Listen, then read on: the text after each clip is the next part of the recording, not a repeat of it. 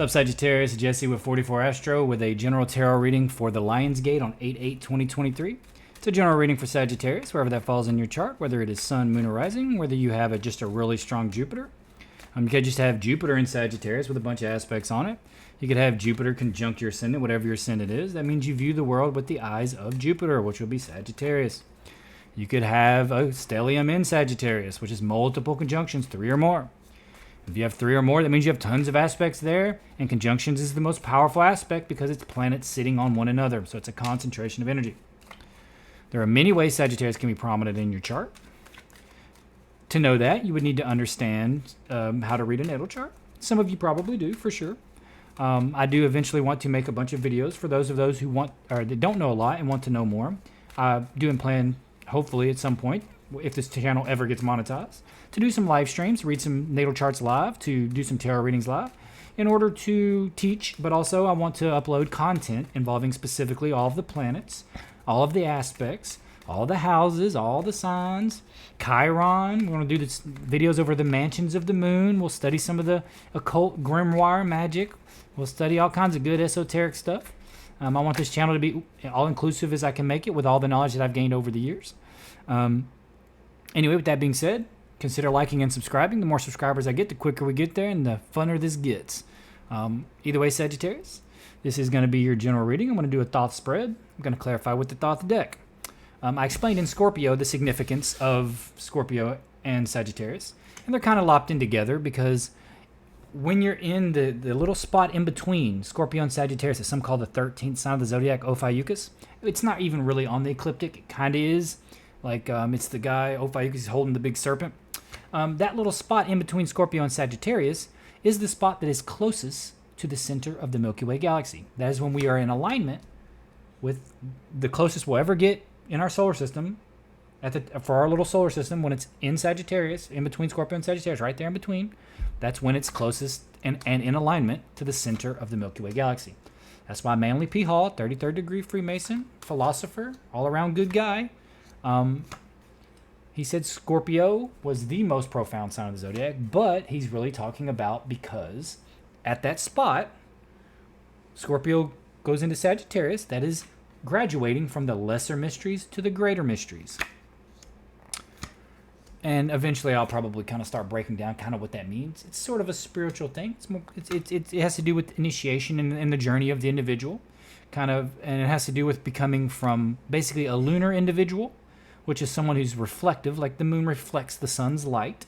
So it's a reflective thing. It's our inner world. It's basically trying to become to the point where you learn enough about yourself. That's why Scorpio represents multiple animals. It's the levels of initiation where you're evolving yourself to the point to where you know yourself enough internally to where you can begin to become solar and give what you've learned out as in service to the world. And that's what the sun represents. And that's really kind of what the journey of the individual is. And even that solar journey, is still kind of long. Because, you're talking about going from Sagittarius all the way into Pisces.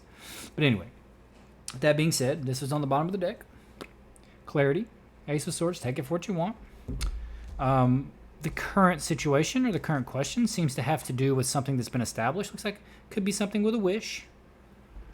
The 3 of Rods has to do in the Golden Dawn deck. It's called the Lord of Established Strength. That's why when you see behind him, it's all like green and taken care of, and he's got his rods planted in that fertile ground, and in front of him is kind of a barren landscape. The next area in which Sagittarius needs to take over. And like he's established what he can do, and it shows behind him. Now he's got to bring that forward. This is healing. You could be bringing forth some kind of healing for individuals, something that you've learned. It could also be a wish that you have to keep creating in this manner, and as showing it's your wish to show the world what you're capable of in a way. And it could definitely be like a message that you have that's within you that the world needs to hear. And it could be a powerful guided message, right? With these 3 cards together, definitely be some kind of powerful message. And you're established in whatever this message is, and you've learned it well, and it's time to bring it out to the world. So on this path, we have the moon, we have some people here, Queen of Pentacles, and the Page of Wands. So I've explained in other videos to individuals kind of why the moon is represented by Pisces in the tarot and not Cancer, even though Cancer is ruled by the moon in astrology. It has to do with Neptune, right? It has to do with Lord Shiva, kind of really. That's what ties them together. In yoga, they have they have 12 planes of existence, right? The 12th one is not material. It is like the area of the gods. It's the 12th reality is where the gods are. It's where Lord Shiva is, right? Or whatever deity is their specific brand of yoga deems as the top. But I use Shiva because Shiva has the moon on his head, right? Always has a moon with him, a crescent moon, and a trident, which is the symbol of Neptune. It's also at the very top of the Kabbalah. The planet that represents the Kether is Neptune at the very top, right? That is complete oneness and expansiveness, right? All the 11 realities that aren't that 12th one are all material in nature, right? And they're all great in their own right, but then you have the 12th, which is the spiritual one. That's what everything, that's no boundaries. That's being everything as one. And that's why Pisces is represented by Pisces and that's why Pisces, the 12th house, represents loss. It represents hidden enemies. It represents foreign lands. It can represent prison. It can represent all these types of things, right? It can represent super psychic energy as well because you're connecting to that plane of the gods. But they don't understand their boundaries, right? They think because Pisces is the last sign in the zodiac and is Neptune, it's all expansiveness. It's all everything that should be as one. So Pisces a lot of times lose their identity in things like relationships. They give themselves over completely and want to mold into the relationship and make it as one. And people would take advantage of that.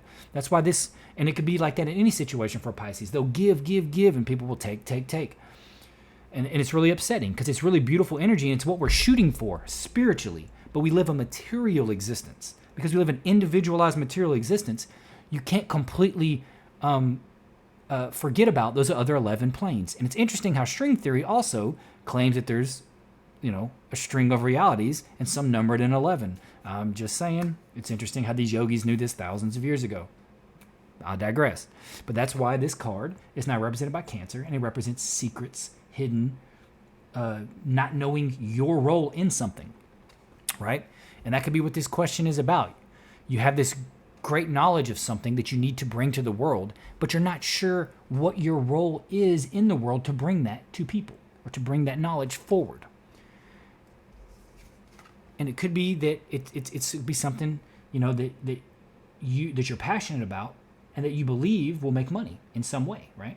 And it could be that you're involved with a Queen of Pentacles. It could be your spouse. In my case, it is. I have a Taurus wife, and it could be that it's something that you're nurturing or that you have nurtured and you're really passionate about bringing forward, but you're not exactly sure how, right?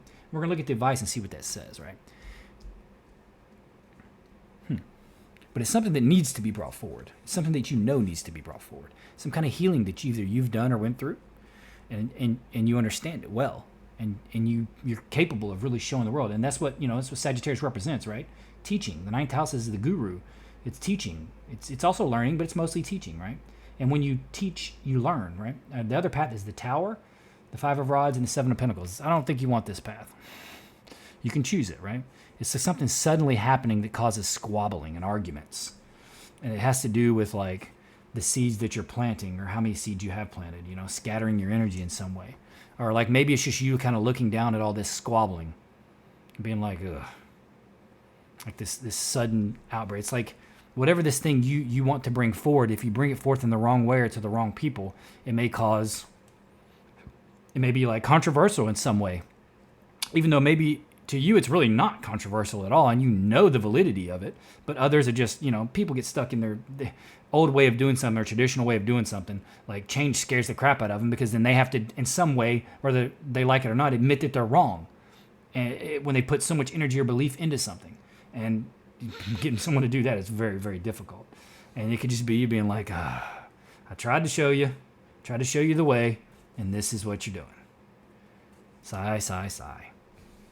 And, it could just be how you present the message. Because Sagittarius can be very blunt, saying exactly what they think and exactly what they see the truth is.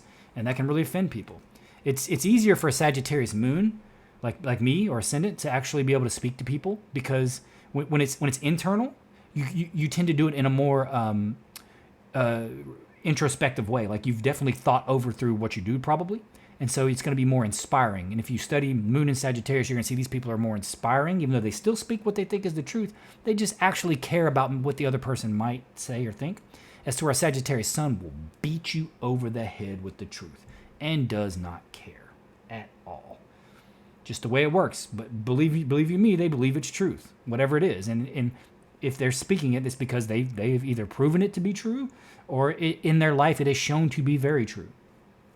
And the advice has the Three of Swords in it, which is saying don't be brokenhearted about it, right?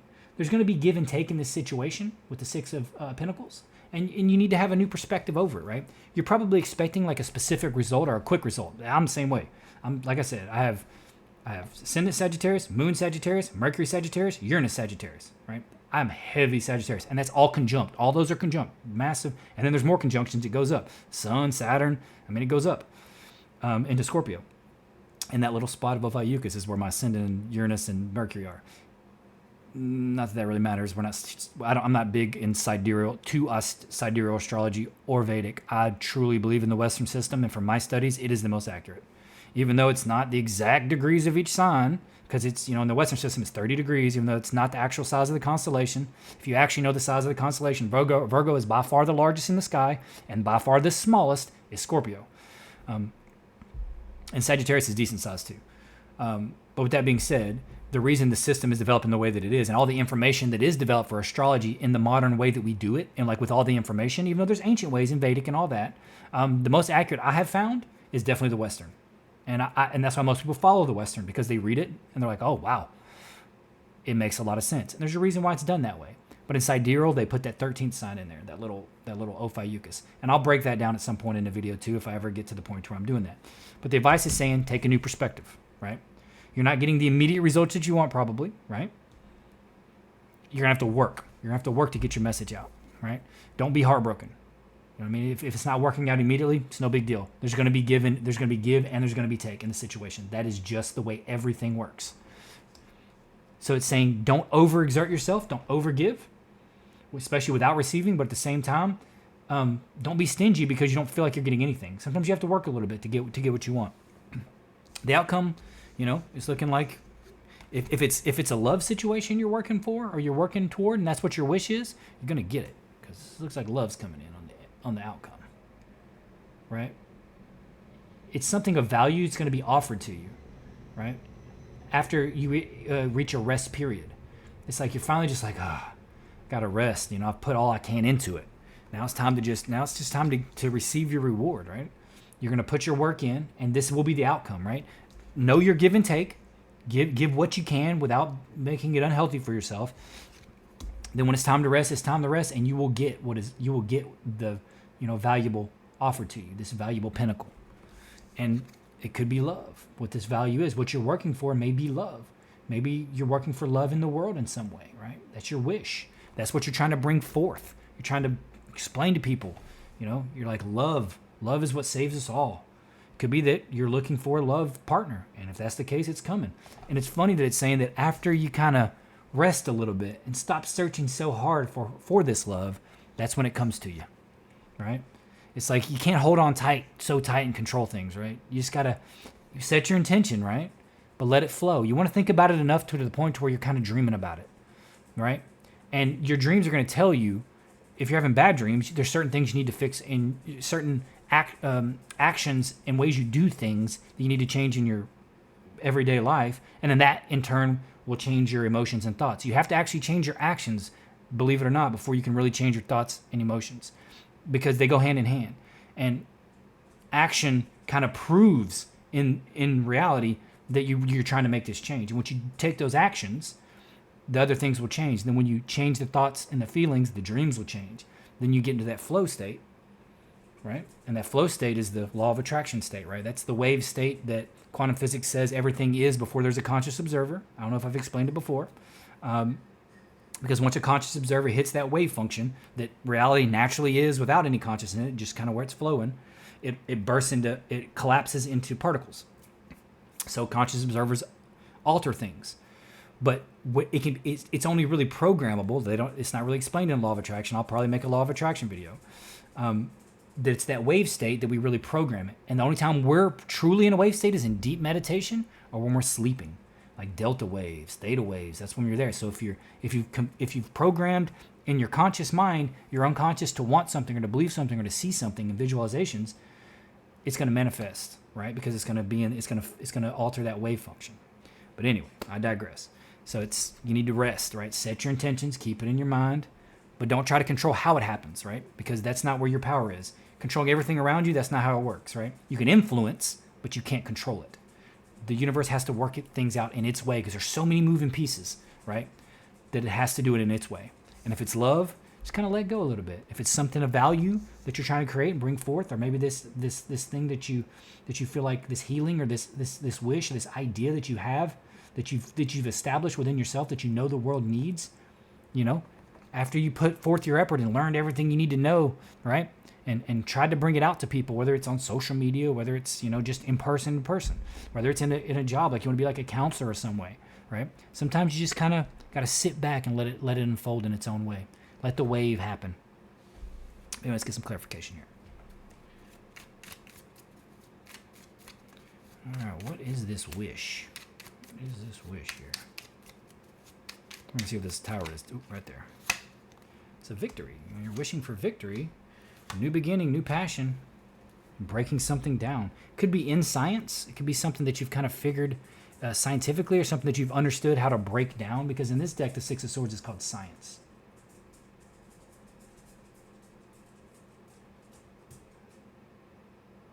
Come on. That's not one to focus. It's called science, right? And you have the Ace of Rods and the Six of Rods, which is victory. It's some kind of passionate victory that are a way to do it that you understand. Like something that you're very passionate about that's brought victory into your life. It could be like self-help type stuff, like bringing it forth to people, trying to be inspiring, and you want to inspire others. And you've broken it down really well, with this science card, how to do it. And you want to bring it to others. You're just trying to kind of figure out how to do that. And I'd say, how does Sagittarius do that? This confusion, right? Maybe you have your moon in Pisces, and that's why you have the moon card. And Pisces is very sweet and giving energy, right? And that's why, I've known a few Pisces in my life. They're always good people, almost always. I mean, and many times it's like people are like, well, Pisces has a little piece of everything in them, right? But it's not that. It's because they have a trouble finding their identity in this world that has defined boundaries, which they don't want to have. So whatever else is in their chart generally flavors who they are. So that's why they could seem like anything, like chameleons almost. Yeah, but you could also have your moon in Pisces, and people with moon in Pisces are extremely artistic. I mean, those are the ones that you want, like making music, creating art, all kinds of stuff, especially if it's touching Neptune. Moon touching Neptune, ooh, the visualizations that individual will have is insane. Really creative. Moon touching Neptune in any way is going to be super creative. It doesn't matter if it's a challenging aspect, a conjunction, doesn't matter if it's a trine, doesn't matter if it's a sextile, right? The energy is there. You just have to know how to use it. The aspect will tell you how easy it will be to discover and whether it's something that's going to bring you forward in life or not. Believe it or not, the challenging aspects are generally going to be better for it because it's going to force you to learn. So this is like what you're not seeing, or like you don't know how to do it, but it's saying like just be like the emperor. Step forth on this new path confidently. You know what I mean? And like, maybe you're wealthy. It's like, maybe you're trying to teach others how to be wealthy because you're wealthy. Maybe you've discovered how to become wealthy. Go lay down, Jenkins. Go. That's my dog. He's at my feet just stomping around. It could be that you're like extremely wealthy and you're trying to show people how to become wealthy, like self-help type stuff. Like maybe your success, you're trying to bring it to the world. And it's just saying, show them how to be the emperor. You are the emperor. All right. That kind of energy, bring it forth. Show them how to be confident. Show them how to make money. And it's a new path. And that's the new path. Just saying, just do it. It's like, give it your all. Don't take no for an answer. That's what the emperor is. He's like straightforward. No matter what, I'm going to go and I'm going to accomplish this in this way. And that's what it is. Maybe you're showing people the self-help. Maybe you're showing people your victory, how to be successful in life. Maybe you need to write a book. Yeah, and the advice is saying, don't be upset about it if you're not getting the immediate results. Just keep going forward. That's what the Emperor says. Keep moving forward. Right here. I want to see what this tower was. It's an ending of something over here with the Wheel of Fortune on it and ruin. That's like a completion of something. The ending of something. Right? It's the ending and then a new beginning right on this other path. That's what the tower does. Whatever this tower moment that on this other path that happens, it's going to lead you to an ending with the Ten of Swords, right? And the Wheel of Fortune, that's just saying an ending. It's 2 tens. And then the Empress is like a new idea or a new project. So, I hate how this doesn't focus. I need to get another camera. Yeah. So that's what it screams to me. This is a choice. You can take this path if you want. But I say stay on the one you're on. Bring it forth. This one's kind of saying that you give up on it over here. Like whatever this that you're trying to bring to the world.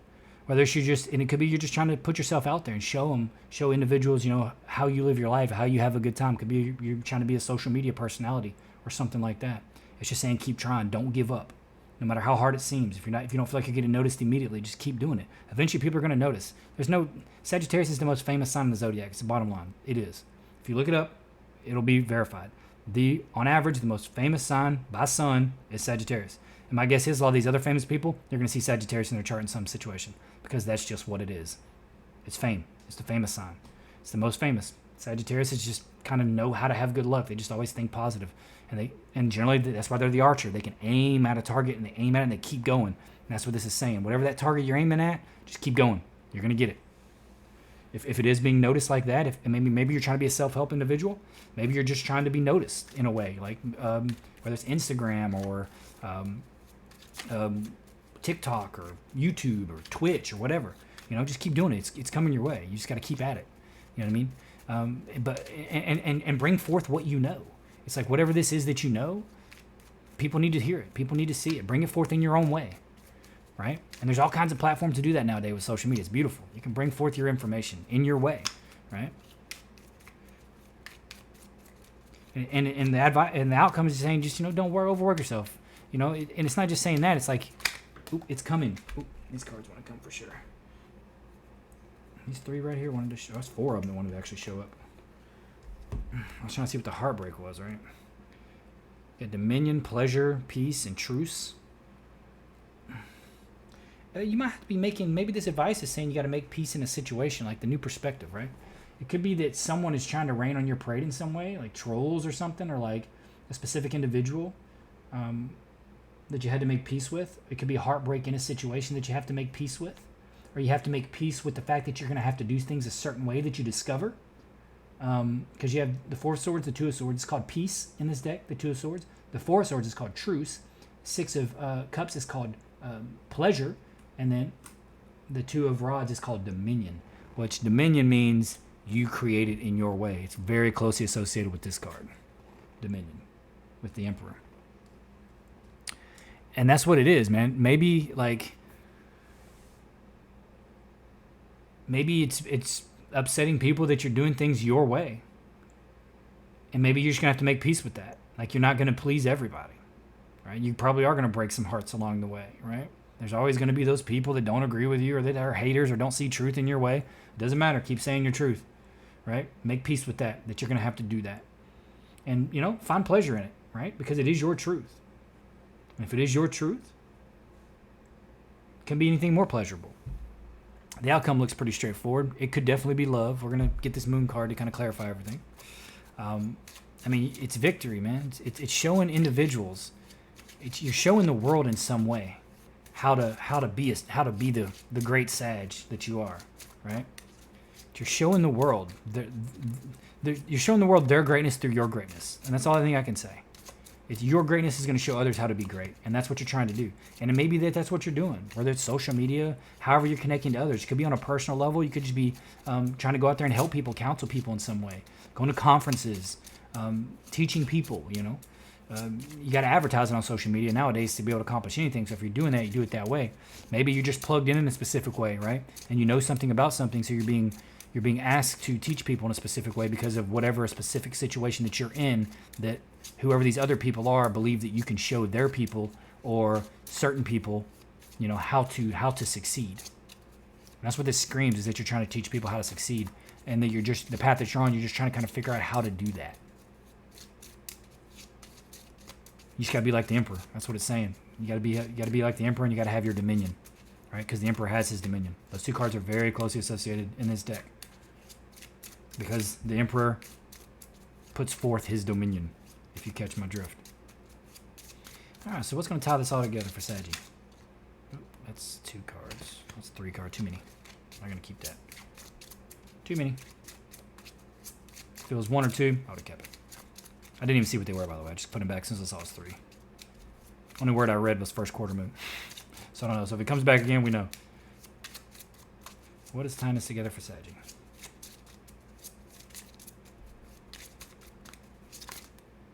I'm gonna keep going. Yeah, it could be. I mean, I don't see the Hierophant here, so I guess it doesn't really matter. That's the only thing it would kind of really. Ooh, that's the card to put together for like social media. Nothing is yet set in stone. Okay, cool. And I think that's what it is, right? It's like I said, you're not really sure how to bring your message forth the way in which you want to do it. And it's saying that nothing is set in stone. It's still up to you to create that. But don't let other people's disappointment and heartbreak with your truth stop you. Because there's always going to be haters. There's always going to be someone that's got something negative to say. It's just the way it works.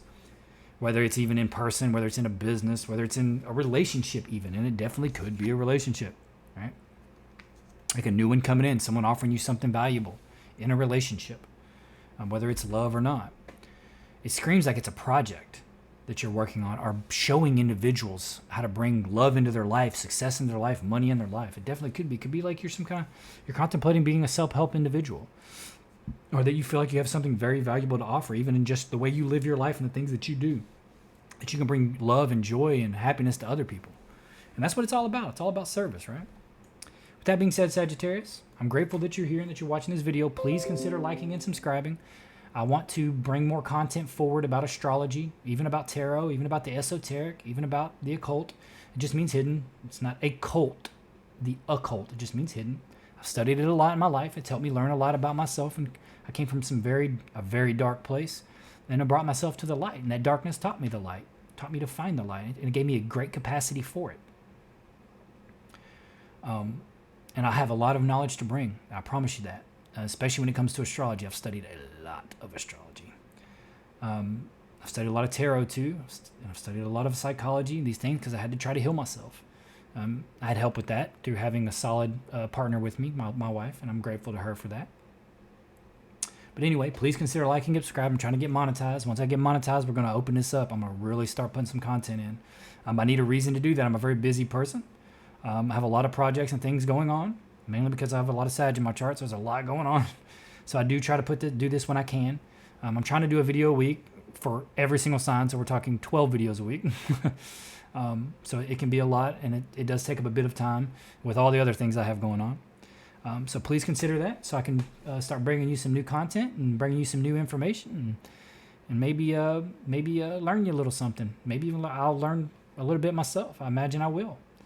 With that being said, Saggy, I'm glad you're here, and I hope to see you again. Happy August.